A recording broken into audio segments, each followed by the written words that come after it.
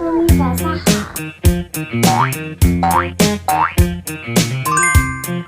哦，一起床啦！好吃吗？什么好吃啊？哦，哇！这要给猫咪吃了。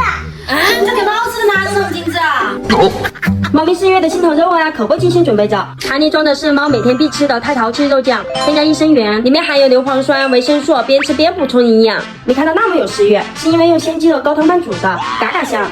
我怎么感觉猫比我还吃得好？啊，不知道。我家鸟有虫子啊，当年。难不难？我看蛮好吃的。